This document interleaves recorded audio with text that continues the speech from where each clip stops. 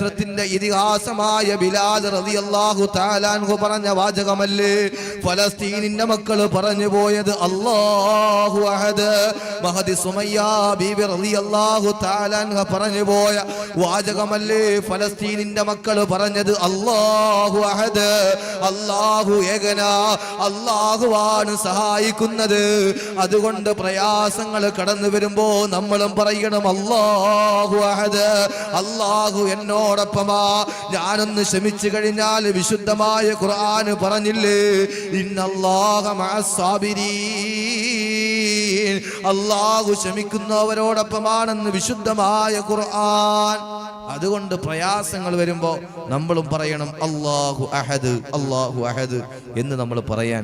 ഭയം വന്നാൽ, വിശപ്പ് വന്നാൽ, ദാരിദ്ര്യം വന്നാൽ അല്ലാഹു അഹദ്, അല്ലാഹുവിന്റെ സഹായമല്ലാതെ മറ്റൊരു സഹായമില്ല എന്ന് പറയാൻ നമ്മൾ തയ്യാറാകണം. അല്ലാഹു ഭാഗ്യം നൽകി അനുഗ്രഹിക്കുമാറാകട്ടെ.